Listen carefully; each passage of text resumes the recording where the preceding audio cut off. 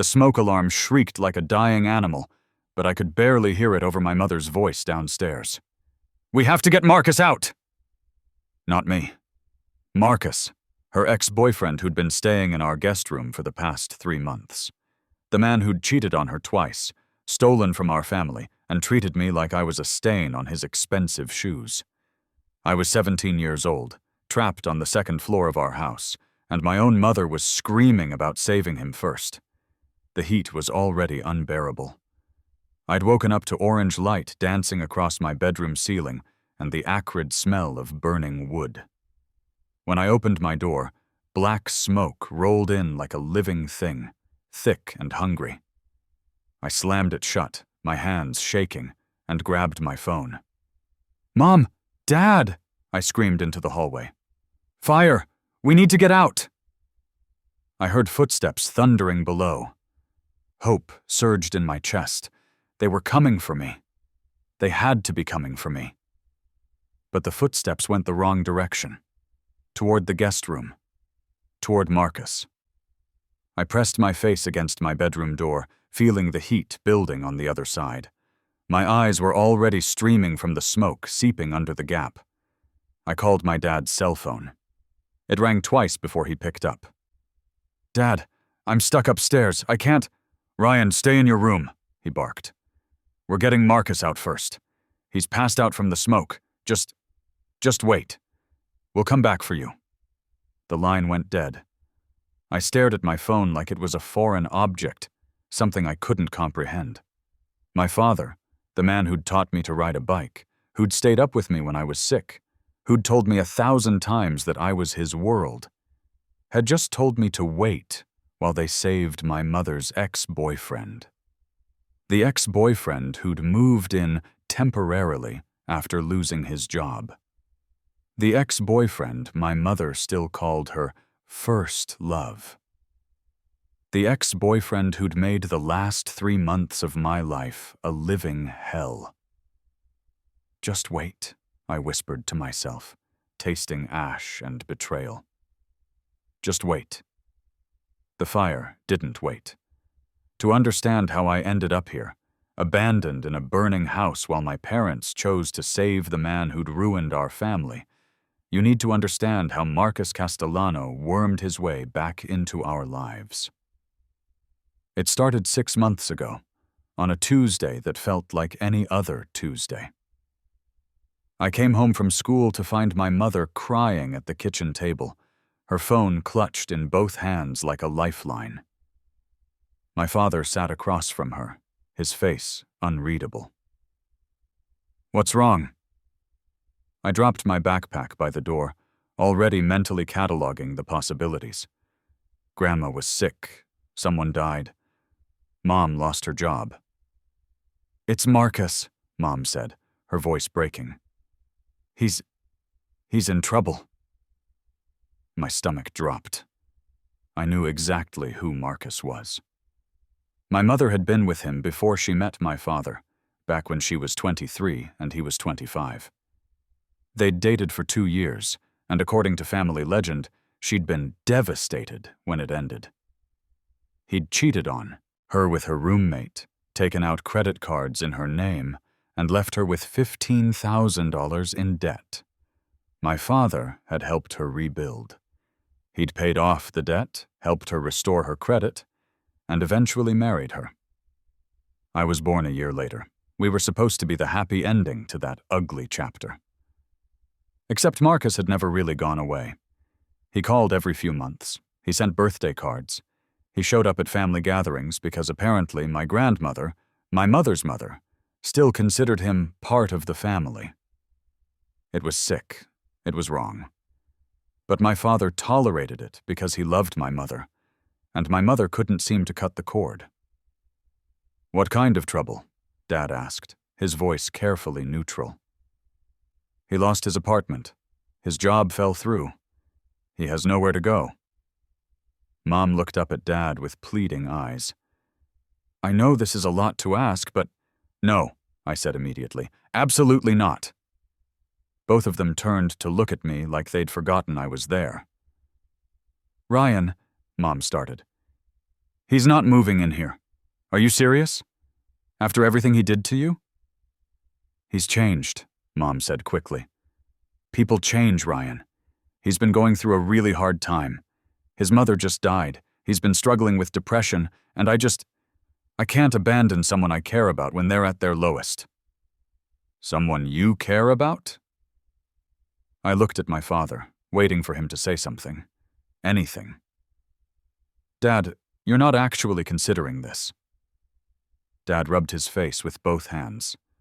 He looked tired. He looked old. It would just be temporary. A few weeks until he gets back on his feet. A few weeks, I repeated flatly. This is insane. Both of you are insane. Watch your tone, Dad warned. Watch my tone? You want to move Mom's ex-boyfriend, the guy who literally committed fraud against her, into our house, and you're worried about my tone? Mom stood up, her face flushing. Marcus made mistakes, but he's a good person deep down. You don't understand. I understand perfectly, I snapped. You're still in love with him. The silence that followed was deafening. Go to your room, Dad said quietly. This is unbelievable. Now, Ryan. I grabbed my backpack and stormed upstairs, slamming my door hard enough to rattle the pictures on the walls. From below, I could hear my parents talking in low, urgent voices. I couldn't make out the words, but I didn't need to. I already knew how this would end. Marcus moved in 3 days later. He arrived in a BMW that was somehow still in his possession despite being broke, 2 expensive suitcases, a leather jacket that probably cost more than my entire wardrobe, and a smile that made my skin crawl. Ryan! He extended his hand like we were old friends. Man, you've gotten so big. Last time I saw you, you were like, what, 12?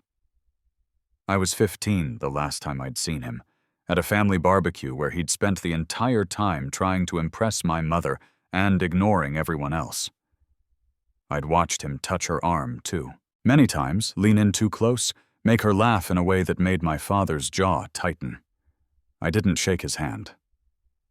Guest room is upstairs, I said flatly. Second door on the left. Marcus's smile didn't falter. Thanks, buddy. I really appreciate your family taking me in like this. I promise I won't be a burden. He was a burden within 24 hours. The first morning, I came downstairs to find him making breakfast, using my favorite pan, eating the last of the good cereal, sitting in my usual spot at the table. My mother was laughing at something he said, actually laughing, while my father read the newspaper with rigid focus. Morning, Ryan, Marcus said cheerfully. Want some eggs? I made plenty. I'm good. I grabbed a granola bar and headed for the door. Hey, hold on. Marcus stood up, blocking my path. Your mom tells me you're looking at colleges. Have you thought about state schools? Private schools are such a scam these days. Trust me, I went to Princeton and it didn't do shit for me. He went to Princeton for 2 semesters before dropping out, according to my mother. But apparently that counted as going to Princeton in Marcus's world. I'm fine, thanks. I tried to step around him. He put a hand on my shoulder. Just trying to help, man. You seem pretty tense. Everything okay? I looked at his hand on my shoulder, then at his face. He was still smiling, but there was something else in his eyes.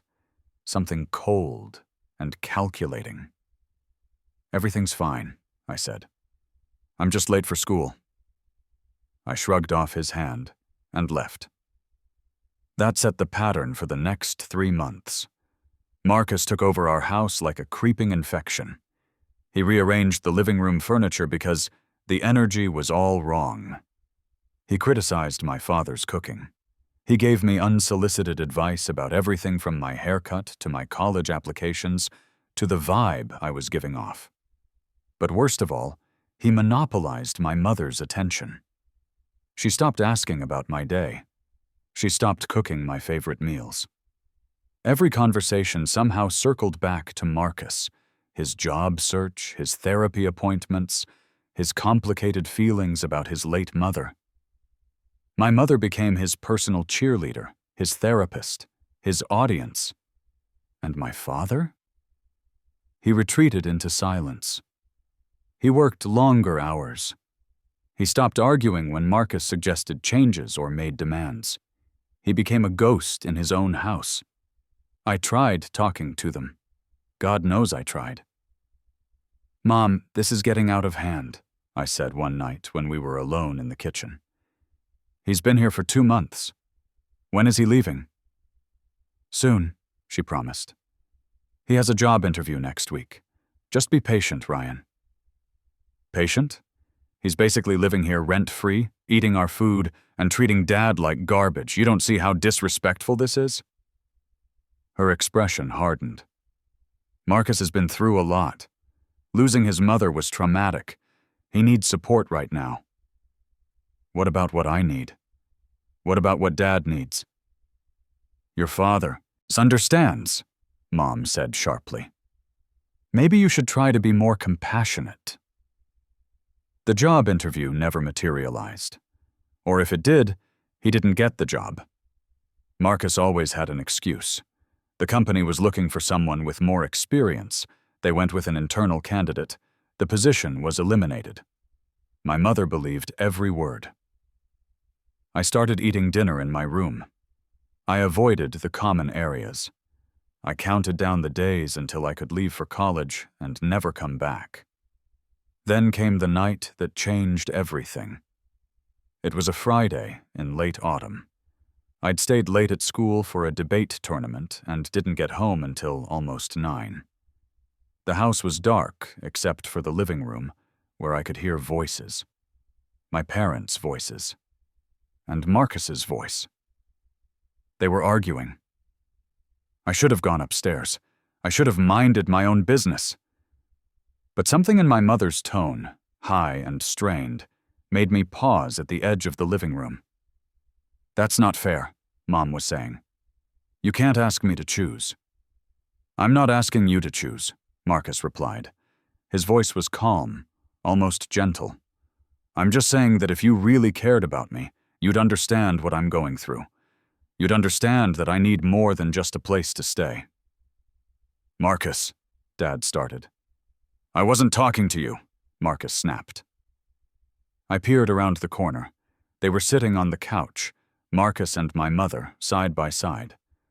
My father was in the armchair, leaning forward with his hands clasped between his knees.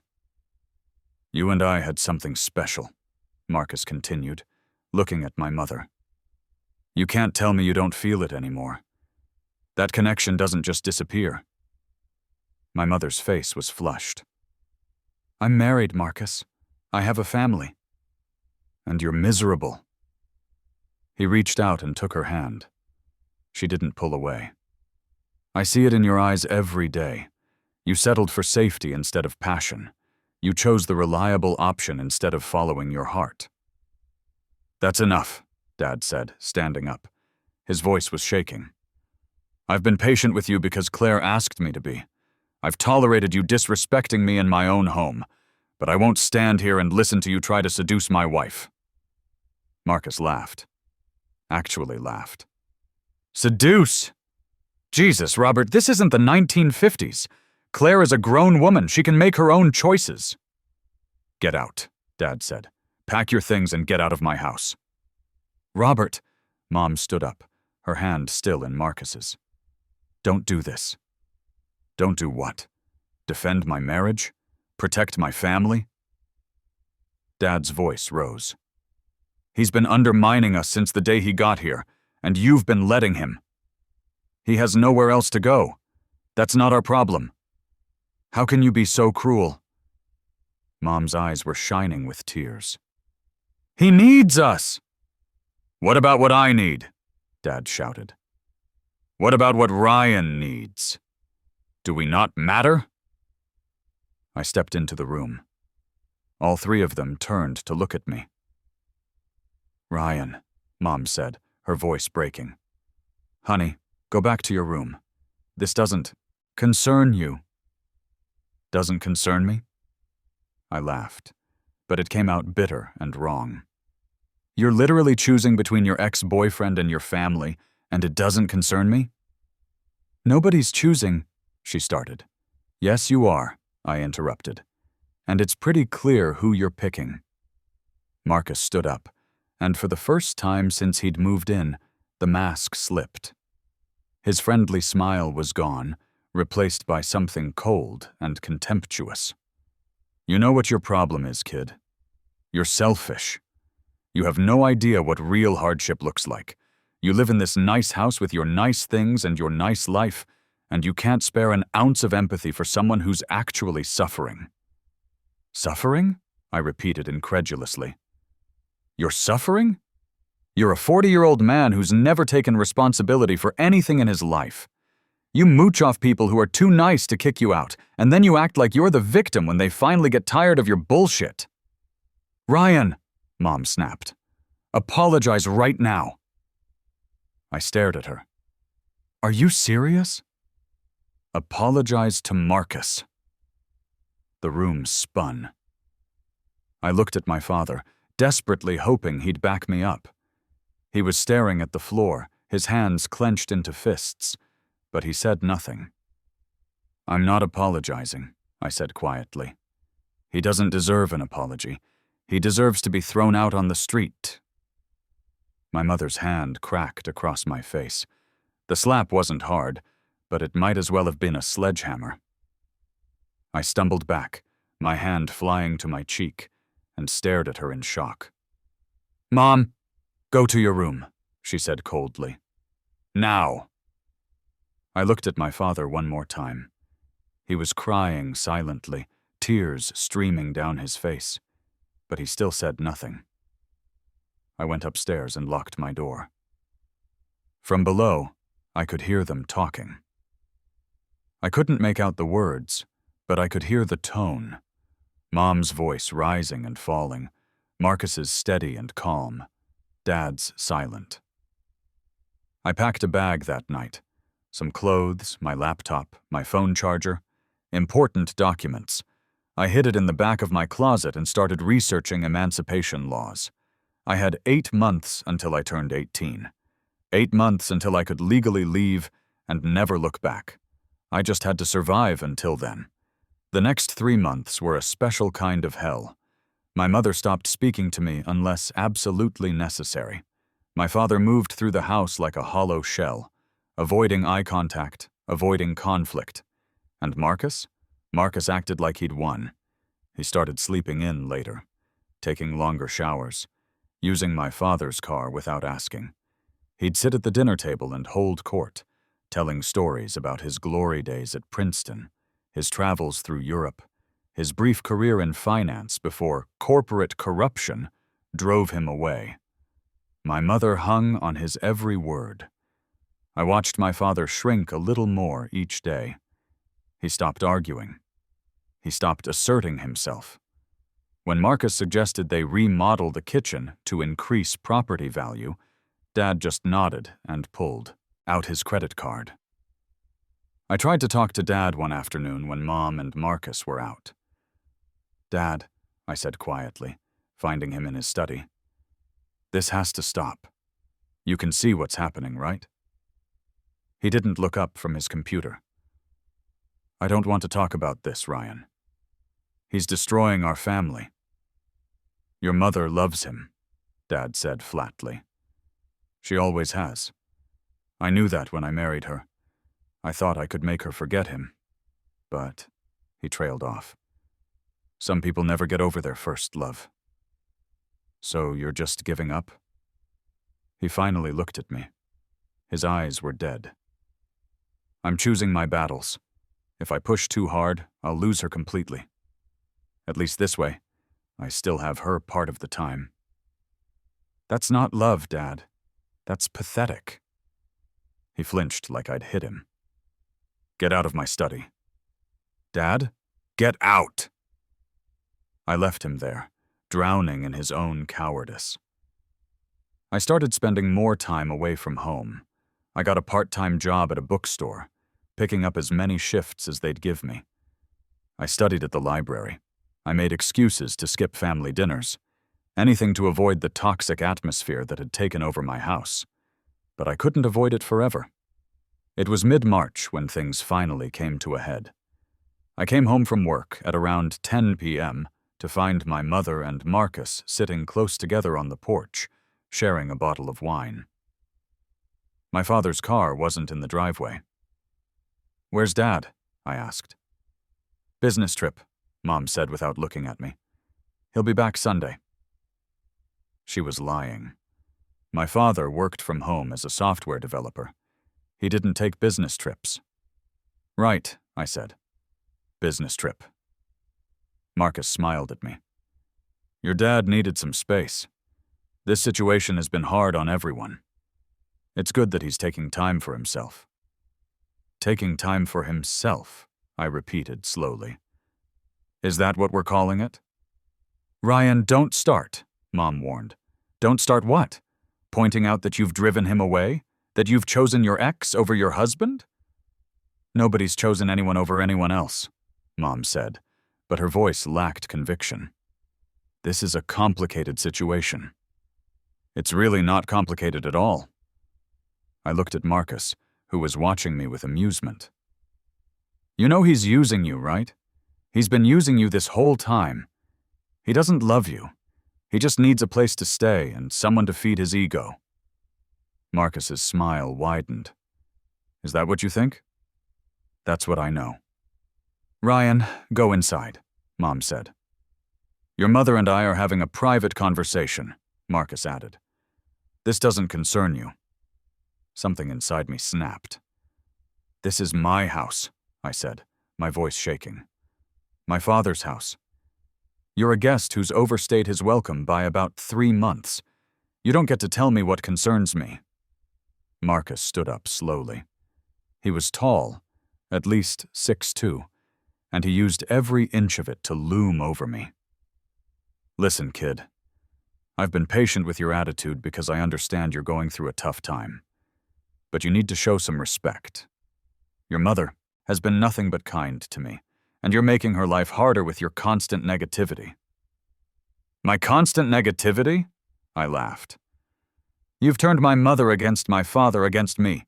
You've taken over our home and our lives, and now you're trying to gaslight me into thinking I'm the problem?"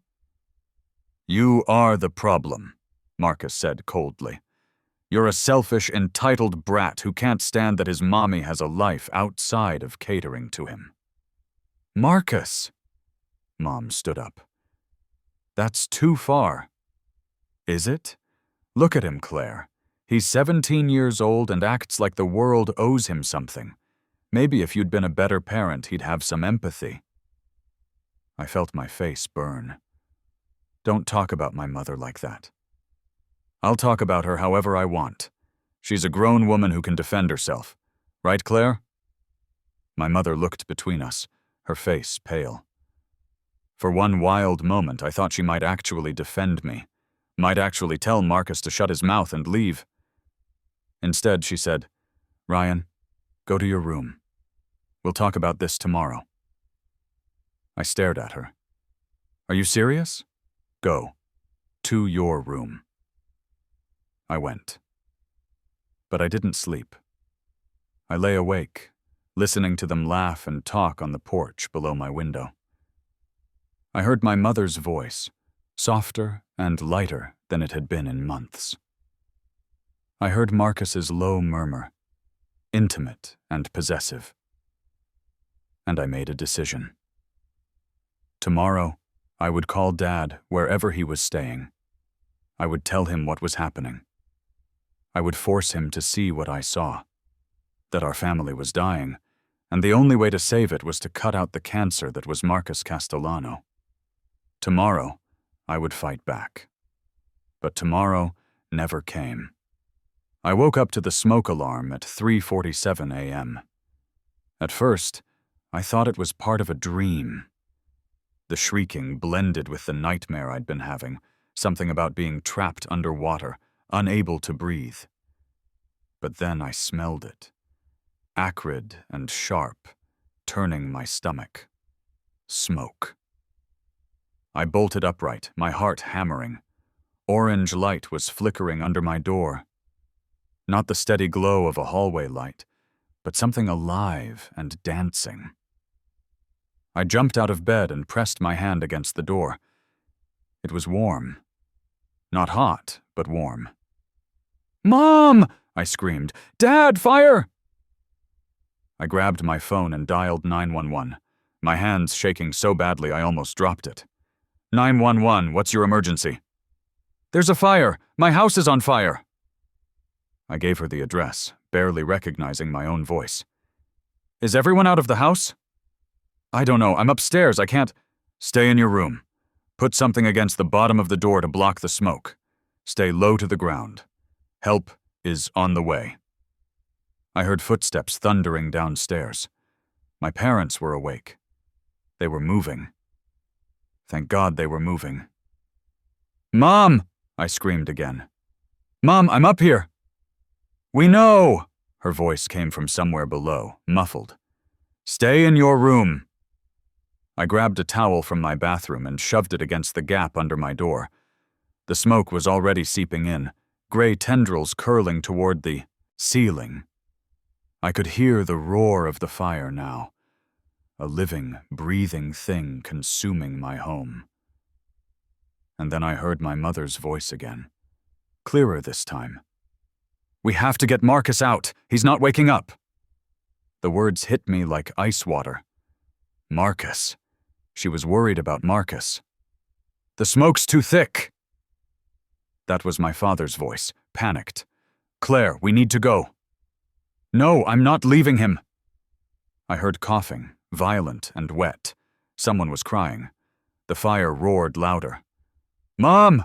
I screamed. What about me? No answer. I called my father's cell phone. It rang, and rang, and rang. Finally, he picked up. Dad, I'm stuck upstairs. I can't get out through the hall. Ryan, stay in your room, he said, his voice barely audible over the chaos in the background. We're getting Marcus out first. He's passed out from the smoke. Just wait. We'll come back for you. What? The word came out as a whisper. Dad, the fire is getting worse. I can't. Just wait, he shouted. And the line went dead. I stood there, frozen, my phone in my hand, my brain struggling to process what I'd just heard. They were saving Marcus first. Not me. Marcus. The man who'd destroyed our family, who'd driven my father away, who'd turned my mother into someone I didn't recognize. They were risking their lives to save him, and telling me to wait. The smoke was getting thicker. I was coughing now, my eyes streaming. I could see the orange glow intensifying through the gap at the bottom of my door. The fire was climbing the stairs. I ran to my window and looked out. I was on the second floor, maybe 15 feet up above the driveway. There was nothing to climb down. No trellis, no tree branches, nothing. If I jumped, I'd probably break something. An ankle? A leg? Maybe worse. But if I stayed... I heard my mother scream. Get him up! Please, please, get him up! He's too heavy! My father, sobbing now. Claire, we have to leave him! No, I won't leave him! The smoke detector's shriek cut off suddenly. The battery must have died. Or melted. The fire roared even louder, filling the silence with its hungry sound. I grabbed my desk chair and slammed it against the window. The glass shattered, and fresh air rushed in, momentarily clearing the smoke from my room. I looked down at the driveway again. 15 feet. Probably a broken leg. But alive. Behind me, my bedroom door began to glow. I heard my mother one more time, her voice raw and desperate. I'm not leaving without him.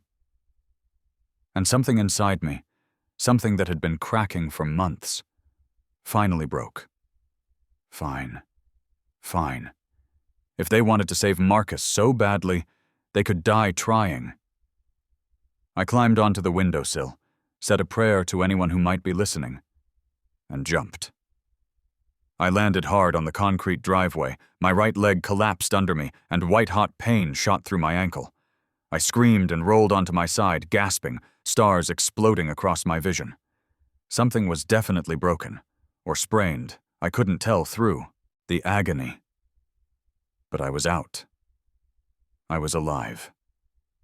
I crawled away from the house, dragging my injured leg, leaving a smear of blood on the driveway from where the glass had cut my hands and arms. Behind me, flames were now shooting from the downstairs windows. The entire first floor was engulfed, and my parents were still inside. With Marcus. "Mom!" I screamed, my voice hoarse. "Dad, get out!" The front door burst open. My father stumbled out first, his arms wrapped around my mother. They were both coughing, their faces black with soot. Mom's hair was singed. Dad's shirt was smoking. But they were alive. They collapsed on the front lawn, gasping, coughing, crying. And then my mother looked up at the house and screamed, "Marcus!"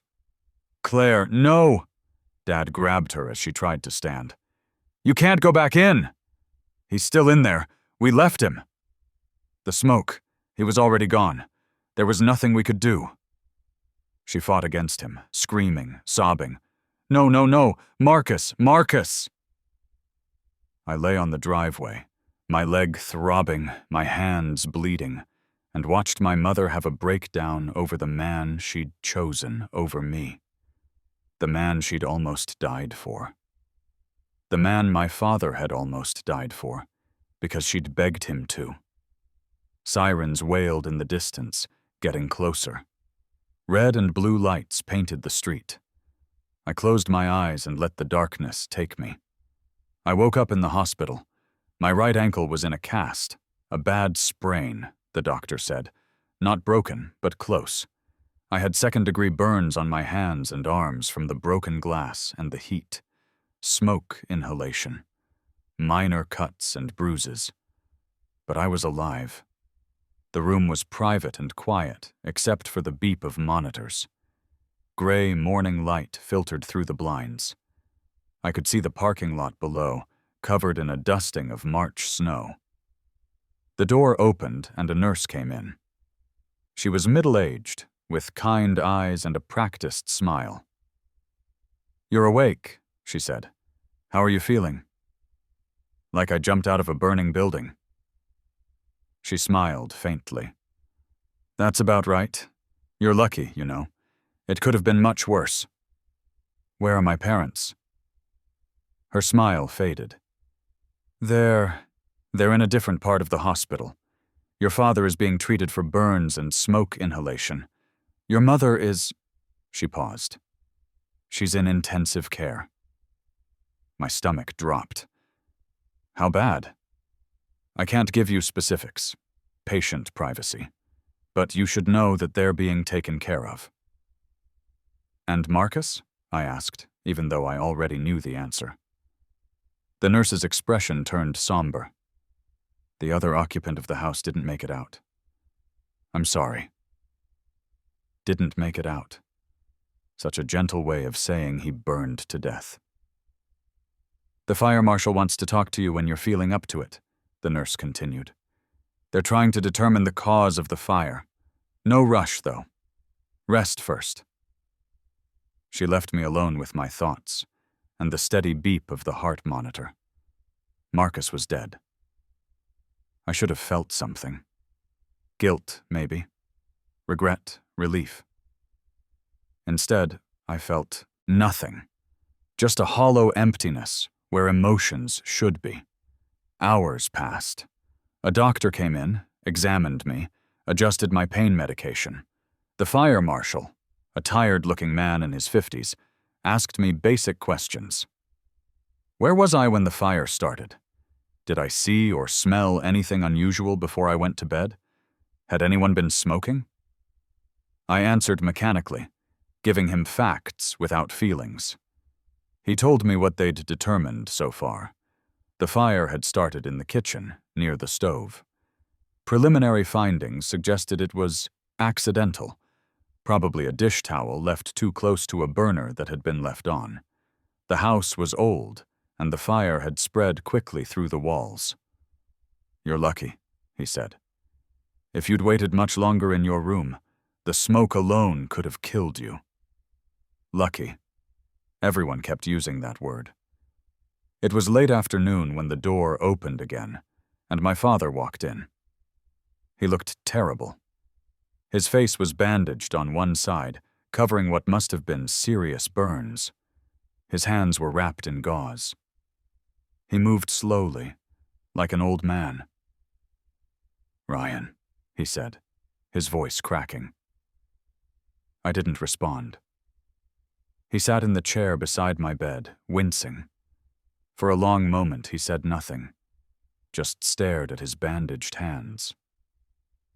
"I'm sorry," he finally whispered. "God, Ryan, I'm so sorry." "Where's Mom?" His face crumpled. She's not doing well. 3rd-degree burns on her arms and back. Severe smoke inhalation. They have her in a medically induced coma to help her body heal." I processed this information slowly. "Is she going to make it?" "They don't know." Tears leaked from his eyes, trailing down his soot-stained cheeks. "It's touch and go." "You almost died for him," I said quietly. "Both of you. You left me in that house to burn because you were too busy trying to save him." "I know." His voice broke. "I know, and I'll never forgive myself. You told me to wait. You told me to just wait while you saved him first." I wasn't thinking clearly. The smoke, the panic. Bullshit. The word came out hard and cold. "You knew exactly what you were doing. You made a choice. You chose Marcus over your own son. That's not—" He stopped, because we both knew it was true. "Ryan, please, I know I failed you. I failed you long before the fire. I should have kicked him out months ago. I should have protected you and your mother from him." "Protected me?" I laughed bitterly. "Dad, you couldn't even protect yourself. You let him take over your entire life. Your marriage, your house. You became a ghost in your own home because you were too afraid to stand up to him. I thought if I just gave your mother time, she'd see what he really was. I thought she'd choose us in the end." "And did she? Even at the end, when the house was burning down, did she choose us?" He didn't answer. He didn't have to. "She was screaming his name when they pulled her out," I said softly. "Not mine. His. Even after everything, even after he'd almost gotten us all killed, she was worried about him." My father broke down completely then, sobbing into his bandaged hands. I watched him cry, and felt nothing but a cold, distant pity. "I want to see Mom," I said. "When she wakes up." He nodded, wiping his face. "Of course, as soon as they let us." "And then I'm leaving." He looked up sharply. "What?" "I'm leaving. I'll finish high school online or get my GED. I'll get a job, find a place to stay. But I'm not going back to that house. I'm not going to live with you and pretend this didn't happen." "Ryan, you're 17. You can't just—" "I can, and I will. I'll emancipate myself if I have to. But I'm done. I'm done with this family and everything it's become." "Please." He reached for my hand, but I pulled away. "Please don't do this. We can rebuild. We can fix this." "There's nothing to fix, Dad. It's over. We died in that fire just as much as Marcus did. We just didn't have the sense to lie down." My mother woke up 5 days later. I was there when it happened, sitting in an uncomfortable chair beside her ICU bed. My father had gone home, what was left of home, to salvage what he could and deal with the insurance company. He'd asked me to stay with her, to be there if she woke up. I don't know why I agreed. Maybe some part of me still hoped, still wanted to believe that when she opened her eyes, She'd look at me and remember that I was her son, that I mattered, that I was worth more than the ghost of a first love. Her eyelids fluttered. She made a small sound, somewhere between a moan and a whisper. "Mom?" I stood up, leaning over the bed rail. "Mom, can you hear me?" Her eyes opened slowly. They were unfocused at first, glazed with pain medication. Then they found me. "Ryan," she breathed. "I'm here. You're okay. You're in the hospital, but you're going to be okay." She blinked several times, taking in the room, the machines, the bandages covering her arms. Then her face crumpled. "Marcus," she whispered. "Where's Marcus?" The words hit me like a physical blow. Not, "Are you okay?" Not, "Thank God you're alive." Not, "I'm sorry I chose him over you." Just, "Where's Marcus?" "He's dead," I said flatly. "He died in the fire." She made a sound I'll never forget, a keening wail that barely sounded human. She tried to sit up, but the pain and the tubes and her injuries stopped her. "No," she sobbed. "No, no, no, he can't be. We tried to save him, we tried so hard." "You almost died trying to save him," I said. "Both of you. You left me upstairs to burn while you went back for him." She looked at me then. Really looked at me, and for a moment I saw recognition, understanding, maybe even shame. But then she said, "You don't understand. You couldn't understand. Marcus and I, we had something special, something rare. He was my soulmate." "Your soulmate," I repeated numbly. "Your soulmate who cheated on you, stole from you, and mooched off your family for 3 months." "He was troubled," she said, her voice fierce despite her condition. "He needed help. He needed someone to believe in him. He needed someone to use. Get out." She turned her face away from me. "Just get out. You're so cold, so heartless.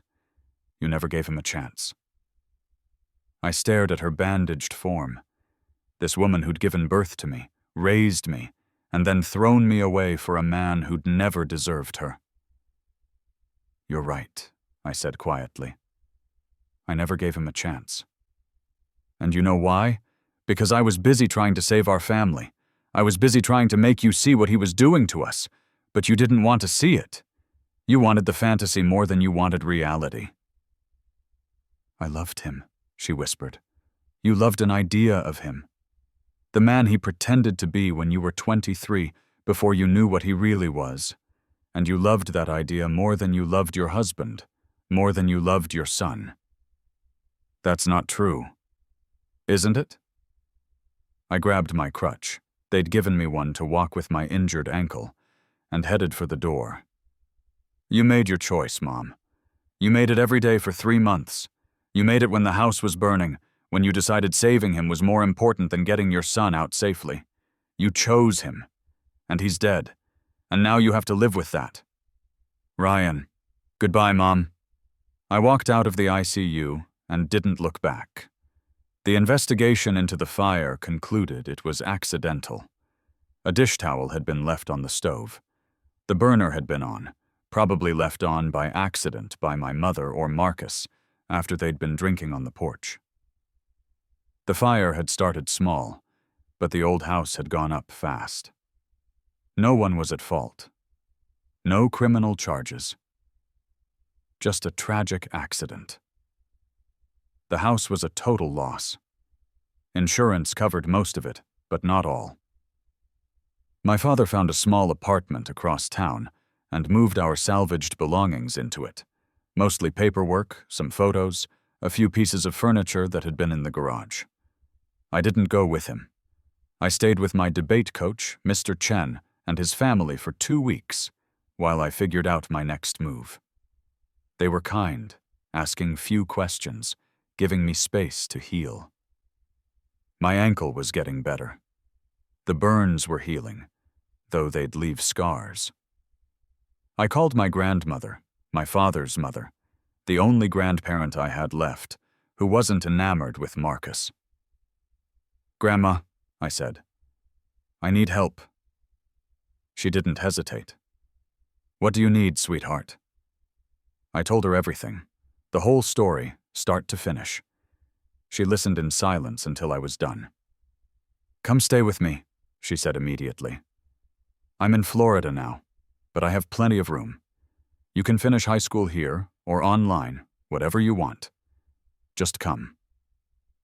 "Are you sure?" "Ryan, honey, I'm sure. Your father is a good man, but he's weak. He always has been. And your mother?" She sighed.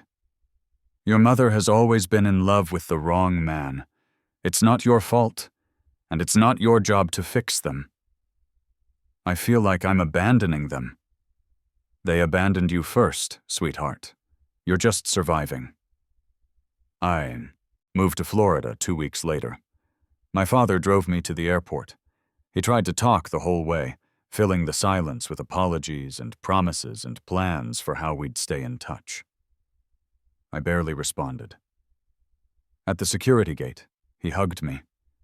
I stood stiff and unresponsive in his arms.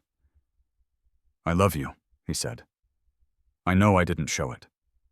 I know I failed you in every way that matters. But I love you, Ryan. I always have." "I know," I said. "But love isn't enough, Dad. It never was." I walked through security without looking back. Life in Florida was quiet. My grandmother lived in a modest condo near the beach, and she treated me like an adult. No coddling, no prying, just a safe place to land and time to heal. I finished high school online in 3 months, cramming through the coursework like my life depended on it. Maybe it did. Staying busy kept me from thinking too much. I got accepted to the University of Florida on a partial scholarship. Between that and the insurance payout from the fire that my father had put in a trust for me, I could afford tuition and housing. I'd be okay financially. Emotionally was another story. I started seeing a therapist. Dr. Martinez was in her 40s, with sharp eyes and a no-nonsense attitude. She didn't let me hide behind deflections or dark humor. "You have every right to be angry," she told me in our 3rd session. "What happened to you was a betrayal of the most fundamental kind. Your parents chose someone else over you. You're allowed to be furious about that." "I don't feel furious," I said. "I feel empty." Emptiness is often frozen anger. It's what happens when rage is so overwhelming that your brain shuts down to protect you. So what do I do about it? You let yourself feel it, gradually, in a safe space. That's what therapy is for. We worked on it. Slowly. I learned to identify the feelings I'd been pushing down for months. The hurt, the betrayal, the terror of being abandoned in that burning house. I learned to sit with those feelings instead of running from them. It didn't fix anything, but it made existing a little more bearable. My father called every week. I answered about half the time. The conversations were stilted and brief. He'd update me on the rebuilding process. He'd bought a small house in a different neighborhood. He'd gone back to work. He was seeing a therapist, too. He never mentioned my mother. I never asked. Until 6 months had passed, and I finally worked up the courage. "How's Mom?" I asked during one of our calls. There was a long pause. "She's struggling. The burns healed, mostly, but she's been in and out of psychiatric care, depression, PTSD. She can't accept that Marcus is gone." "Is she getting help?" "She's trying. But Ryan," he sighed, "she's not the same person. The fire broke something in her." "It broke something in all of us," I said quietly. Yeah, it did. Does she ever ask about me?" Another pause. Longer this time. "Sometimes. When she's having a good day, she feels guilty, I think. But she can't quite articulate it. It's like the guilt is too big for her to face, so she just shuts down." I see. Do you want to talk to her? I could set up a call. No, I said quickly. I'm not ready for that. Okay, that's okay. Whenever you're ready. Or never. Whatever you need. We said goodbye, and I sat in my grandmother's condo, looking out at the ocean, and wondered if I'd ever be ready to face the woman who'd chosen a dead man's memory over her living son. I turned 18 in June. My grandmother threw me a small party, just the two of us and a store-bought cake. We sat on her balcony, watching the sunset paint the sky orange and pink, and she told me stories about my father as a boy. He was always so eager to please, she said. Even as a child. He'd do anything to make people like him. I think that's why he struggled so much with your mother's relationship with Marcus. He couldn't stand the idea that he wasn't enough. He wasn't enough, I said. But not because of anything he lacked. Because Mom wanted something he couldn't be. That's very wise. She looked at me with sad, knowing eyes. You've grown up so much this year. More than you should have had to. Yeah, well, trauma will do that. What are your plans? For the future, I mean. I'd been thinking about that a lot. I want to study psychology. Maybe become a therapist. Help people who've been through situations. Family trauma, abandonment, that kind of thing. She squeezed my hand. You'll be good at that. You have empathy, even after everything. That's rare. I don't feel very empathetic. You're here, aren't you? You're still trying. Still moving forward. That takes courage, Ryan. Don't underestimate that. I started at UF in the fall.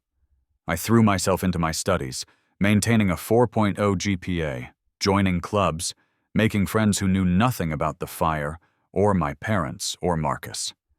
I became someone new, someone who wasn't defined by betrayal and abandonment. But the past had a way of catching up. It was December, finals week of my first semester, when I got the call, my father's number. I almost didn't answer. I was studying for my developmental psych exam. But something made me pick up. Dad? Ryan? His voice was wrong, hollow. I need to tell you something. My stomach dropped. What happened? It's your mother. She took her own life, yesterday. They found her this morning. The words didn't make sense. I heard them, processed them intellectually, but they wouldn't connect to anything real. What? Pills. She'd been hoarding them from her prescriptions. She left a note. He was crying now. She couldn't live with it anymore. The guilt, the memories.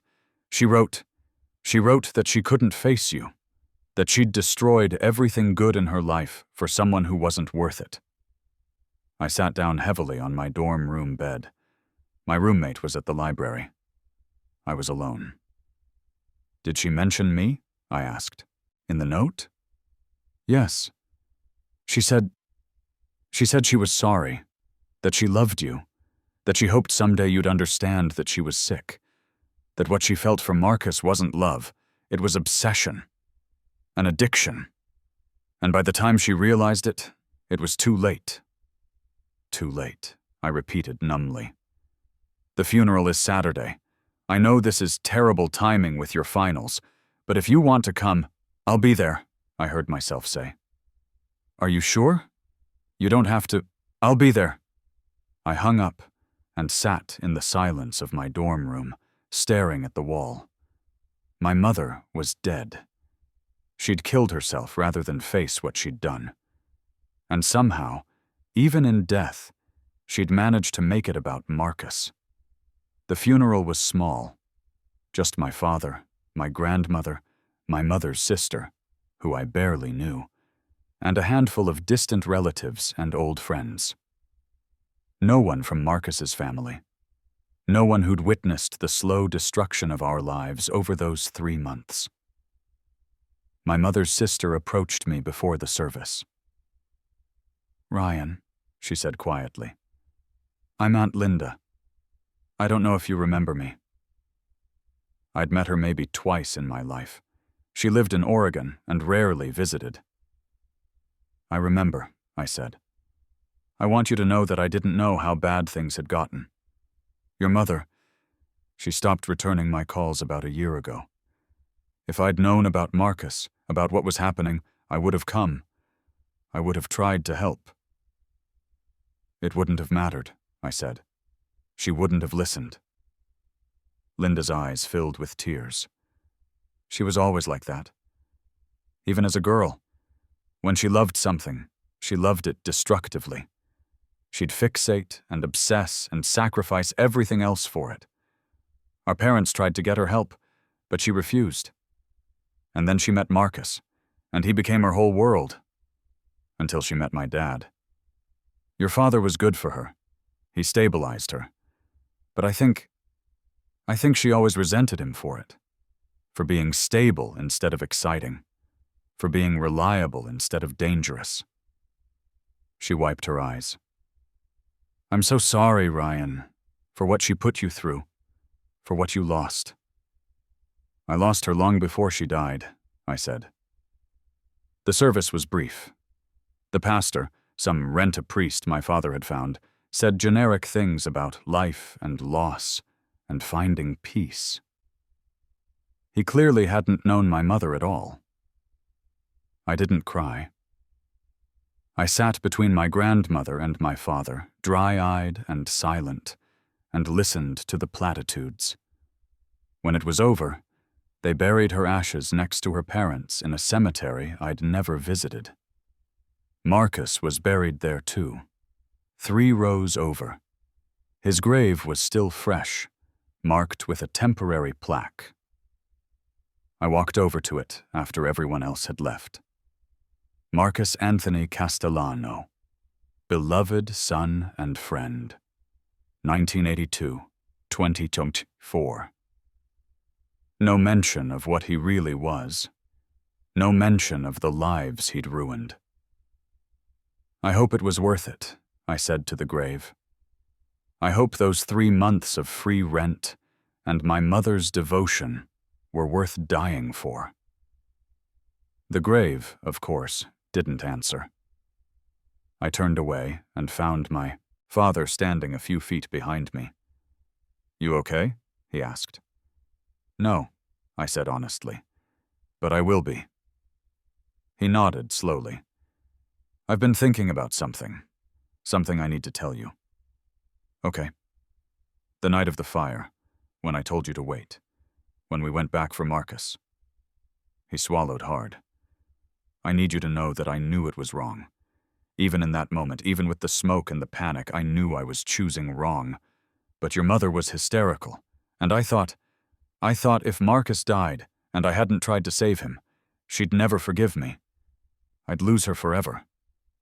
You lost her anyway. I know, but at least I'd have tried. At least I could live with myself, knowing I did what she needed. He looked at me with red-rimmed eyes. What I'm saying is, I didn't choose him over you because I loved him more.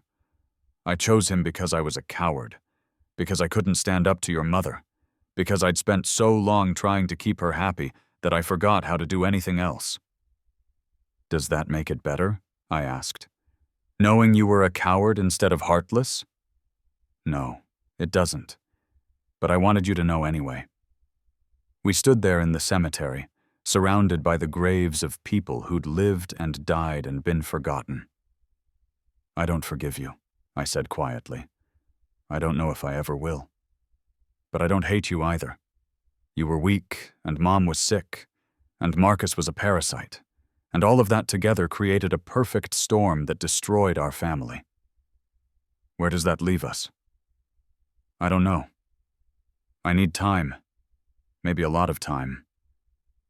But I don't want you out of my life completely. You're still my father, even if I don't know what that means anymore. He nodded, tears streaming down his face. That's more than I deserve. Thank you. I went back to Florida, back to school, back to building a life that had nothing to do with burning houses and impossible choices. I graduated with honors 4 years later. Dr. Martinez came to my graduation, and so did my grandmother. My father came too, sitting in the back, clapping when they called my name. We had lunch afterward, the 4 of us. It was awkward, but not unbearable.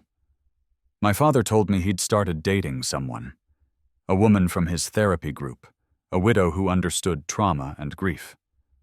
"I'm happy for you," I said, and meant it. He smiled. It was the first real smile I'd seen from him in 5 years. I went on to get my master's in clinical psychology. I specialized in family trauma and complex grief. I opened a private practice in Tallahassee, and my first client was a teenage girl whose parents had chosen her older brother over her in every meaningful way. I understood her. I knew how to help her. One day, about 7 years after the fire, I got a call from my father. "I'm cleaning out the storage unit," he said. "The one where we put everything we salvaged from the house. I found something I think you should have." "What is it?" "Come see for yourself, if you want to." I drove to his new house, a modest, ranch-style place in a quiet suburb. He was different now. Older, grayer, but more solid, more present. His girlfriend, Martha, was kind and gave us space. He took me to the garage and pulled out a cardboard box, taped shut and labeled Ryan's room in my mother's handwriting. "I couldn't bear to open it," he said, "but I think it's time." We opened it together. Inside were things I'd forgotten existed. My debate team medals, photos from middle school, a journal I'd kept in 6th grade, full of terrible poetry and adolescent angst. And at the bottom, wrapped in a dish towel that had somehow survived the fire, was a framed photo.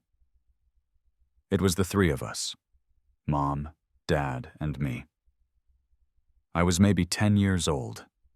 We were at the beach, laughing at something off camera. My mother's arm was around my shoulder.